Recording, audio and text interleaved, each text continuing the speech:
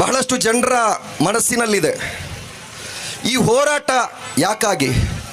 ಬ್ರಹ್ಮರ ಕೊಟ್ಲು tall ಹೋರಾಟ ತೆರವುಗೊಳಿಸುವ ಸಾಧ್ಯತೆ ಇದೆ ಅನ್ನುವಂಥದ್ದು. ಬಹಳಷ್ಟು ಜನರು ಹೇಳುವಂಥದ್ದು ಅದು ಸಾಧ್ಯ ಇಲ್ಲ ಅಂತ ಹೇಳಿ. ಆದರೆ Social Democratic Party of India ಹೇಳ್ತದೆ ಖಂಡಿತವಾಗಿಯೂ ಬ್ರಹ್ಮರ ಕೊಟ್ಲು ಟೋಲ್ಗೇಟ್ ತೆರವುಗೊಳ್ತದೆ.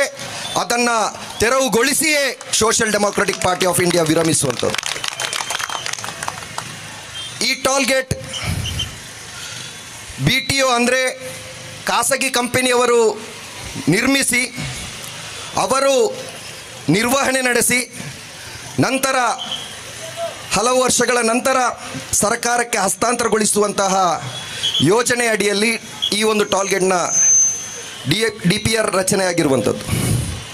ಆರಂಭದಲ್ಲಿ 214 ಕೋಟಿಯ ಪ್ರಾಜೆಕ್ಟ್ ನಂತರ ಏರಿಕೆಯಾಗಿ ಕೊನೆಗೊಳ್ಳುವಂತಹ ಸಂದರ್ಭದಲ್ಲಿ 614 ಕೋಟಿ ಈ ಒಂದು ಹೆದ್ದಾರಿಗೆ ಖರ್ಚಾಗಿದೆ ಅಂತ ಹೇಳಿ ಲೆಕ್ಕಪತ್ರ ತೋರಿಸ್ತದೆ. ಸುಮಾರು ಒಂದು 30ರಿಂದ 35 ಕಿಲೋಮೀಟರ್. ಮೊದಲನೇ ಪ್ರಶ್ನೆ, ಈ ರಸ್ತೆಯ ಅಭಿವೃದ್ಧಿಗೆ ಅಷ್ಟೊಂದು ಕೋಟಿ 614 ಕೋಟಿ ಬೇಕಾಗಿತ್ತ ಅನ್ನುವಂಥದ್ದು. ಅಂದರೆ ಅಲ್ಲೇ ಭ್ರಷ್ಟಾಚಾರ ಆಗಿದೆ.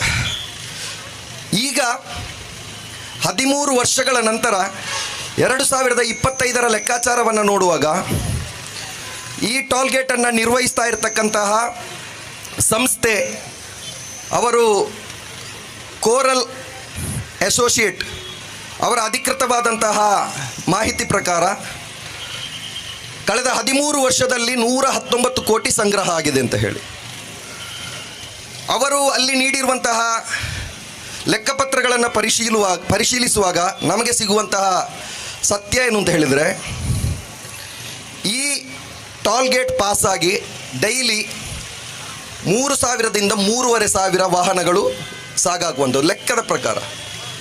ಆದರೆ ವಾಹನ ಗಣತಿಯ ಲೆಕ್ಕಾಚಾರದ ಪ್ರಕಾರ ಬ್ರಹ್ಮರ ಕೋಟಲ್ನಲ್ಲಿ ಪ್ರತಿ 10ರಿಂದ 12,000 ವಾಹನಗಳು ಏನಾಗ್ತದೆ ಆ ಕಡೆ ಈ ಕಡೆ ಹೋಗ್ತದೆ.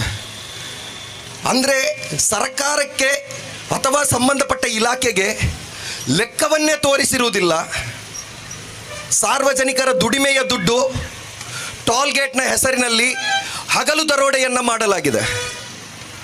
ಇದನ್ನು ಪ್ರಶ್ನಿಸಬೇಕಾಗಿರೋದು ನಮ್ಮ ಕರ್ತವ್ಯ ಅಲ್ವಾ?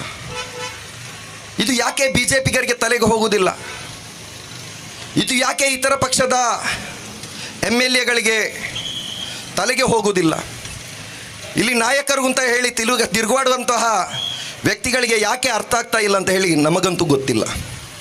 ಅಂದರೆ ಸುಳ್ಳು ಲೆಕ್ಕಾಚಾರವನ್ನು ನೀಡಿ ಅನಧಿಕೃತ ಟೋಲ್ಗೇಟನ್ನು ಅಧಿಕೃತಗೊಳಿಸುವಂತಹ ಪ್ರಯತ್ನವನ್ನು ಮಾಡ್ತಾ ಇದ್ದಾರೆ. ಅಧಿಕಾರಿಗಳ ಜೊತೆ ಮಾತನಾಡುವಂತಹ ಸಂದರ್ಭದಲ್ಲಿ ಅಧಿಕಾರಿಗಳು ಕೂಡ ಅದೇ ಮಾತನ್ನು ಹೇಳುವಂಥದ್ದು. ಅದನ್ನು ನಾವು ಇತ್ತೀಚೆಗೆ ನವೀಕರಿಸಿಕೊಟ್ಟಿದ್ದೇವೆ ಅಂತ ಹೇಳಿದರೆ ಅವರ ಕನ್ಫೆಷನ್ ಎಗ್ರಿಮೆಂಟ್ನ ಪ್ರಕಾರ ಸಂಗ್ರಹವಾದಂತಹ ಮೊತ್ತಕ್ಕೆ ಅನುಗುಣವಾಗಿ ನವೀಕರಿಸಿಕೊಡಲೇಬೇಕು. ಸಾರ್ವಜನಿಕರಿಂದ ಲೂಟಿ ಮಾಡಿದಂತಹ ದುಡ್ಡನ್ನು ಲೆಕ್ಕವೇ ತೋರಿಸದೆ ಜನರಿಗೆ ಮೋಸ ಮಾಡ್ತಾ ಇದ್ದಾರೆ. ನಮ್ಮ ಲೆಕ್ಕಾಚಾರ ಪ್ರಕಾರ ಈಗಾಗಲೇ 10-12 ಸಾವಿರದ ವಾಹನದ ದಿನಂಪ್ರತಿ ಲೆಕ್ಕಾಚಾರ ಹಾಕಿದರೆ 1,000 ಕೋಟಿಗಳಿಗೂ ಮಿಕ್ಕಿ ಸಂಗ್ರಹವಾಗಿದೆ. ಆದ್ದರಿಂದ ಈ ಟೋಲ್ಗೇಟನ್ನು SDP ಅನಧಿಕೃತ ಟೋಲ್ಗೇಟ್ ಅಂತ ಹೇಳ್ತದೆ.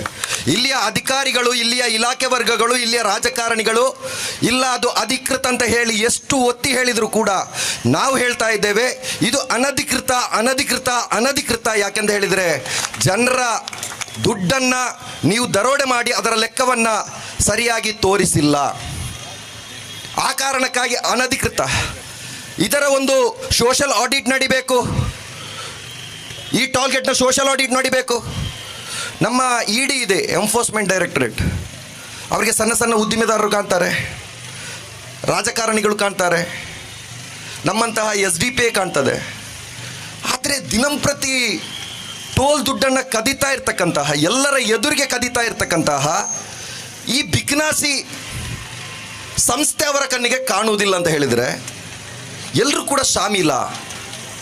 ಅಧಿಕಾರ ವರ್ಗ, ಇಲ್ಲಿಯ ಸಂಸದರು, ಇಲ್ಲಿಯ MLAಗಳು, ಸ್ಥಳೀಯ ನಾಯಕರು ಎಲ್ಲರೂ ಒಟ್ಟಾಗಿ ಸೇರಿ ಜನರ ಜೇಬನ್ನು ಕೊಳ್ಳೆ ಹೊಡಿತಾ ಇದ್ದಾರೆ.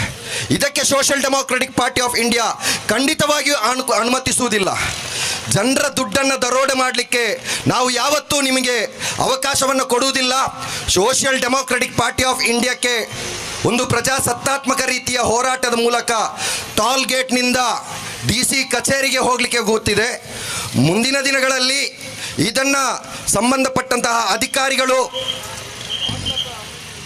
ಸೀರಿಯಸ್ ಆಗಿ ತೆಗೆದುಕೊಳ್ಳದಿದ್ದರೆ, ಈ ಒಂದು ಟೋಲ್ ಗೇಟ್ಗೆ ಇತಿಶ್ರೀ ಹಾಡದಿದ್ದರೆ ಮುಂದಿನ ನಮ್ಮ ಹೋರಾಟ DC ಕಚೇರಿಯಿಂದ ಬ್ರಹ್ಮರಕೋಟ್ ಟೋಲ್ ಗೇಟ್ಗೆ ಆಗಿರ್ತದೆ. ಅದನ್ನು ತೆರವುಗೊಳಿಸುವವರೆಗೂ ಕೂಡ ನಾವು ಬಿಡುವುದಿಲ್ಲ. ಇಲ್ಲಿಯ ನಾಗರಿಕ ಸಮಾಜ ಒಗ್ಗಟ್ಟಾಗಿ ಅವರ ಜೇಬಿಗೆ ಕತ್ತರಿ ಬೀಳುವುದನ್ನು ನಾವು ತಡಿಬೇಕಾಗಿದೆ. ಅದು ಮುಂದಿನ ದಿನಗಳಲ್ಲಿ ಬ್ರಹ್ಮರಕೋಟ್ ಟೋಲ್ ಗೇಟನ್ನು ಇನ್ನಿಲ್ಲದೆ ಮಾಡುವಂತಹ ಪ್ರಯತ್ನವನ್ನು ಈ ಜಿಲ್ಲೆಯ ನಾಗರಿಕರು ಮಾಡಬೇಕಾಗಿದೆ. ಯಾಕೆಂದು ಹೇಳಿದರೆ ಈ ಜಿಲ್ಲೆಗೆ ಕೇವಲ ಒಂದು ಟೋಲ್ ಗೇಟ್ನ ಹೊರೆ ಅಲ್ಲ ನಮಗಿರುವಂಥದ್ದು. ಹತ್ತಿರದ ತಲಪಾಡಿಯಲ್ಲಿ ಟೋಲ್ ಗೇಟ್ ಇದೆ, ಸುರತ್ಕಲ್ನಿ ಟೋಲ್ ಗೇಟ್ ಇತ್ತು, ಅದು ಹೇಗೂ ತೆರವುಗೊಳಿಸಿತು. ಇನ್ನೂ 2-3 ಟೋಲ್ ಗೇಟು ವಲಾಲ್ನಲ್ಲಿ, ಅದೇ ರೀತಿ ಗುರುಪುರದ ಗಂಜಿಮಠದಲ್ಲಿ, ಪಣಕಜಯ ಸಮೀಪ ಅಲ್ಲೆಲ್ಲಿ ಟೋಲ್ ಗೇಟ್ ತಲೆ ಎತ್ತುತ್ತಾ ಇದೆ. ಅಂದರೆ ಈ ಜಿಲ್ಲೆಯ ಜನರು ಓಡಾಡುವುದು ಹೇಗೆ, ಅವರು ದಿನನಿತ್ಯದ ಕೆಲಸಕ್ಕೆ ಹೋಗುವುದು ಹೇಗೆ, ಶಾಲಾ ಮಕ್ಕಳು ಕಾಲೇಜಿಗೆ ಹೋಗುವಂಥದ್ದು ಹೇಗೆ. ಅಂದರೆ ಈ ಟೋಲ್ ಗೇಟ್ನ ಹೊರೆ ಬೇರೆ ಎಲ್ಲದರಲ್ಲೂ ಕೂಡ ಸೇರ್ಪಡೆಯಾಗಿ ಮತ್ತೆ ಬೀಳುವಂಥದ್ದು ಜನರ ಜೇಬಿಗೆ ಆಗಿರ್ತದೆ.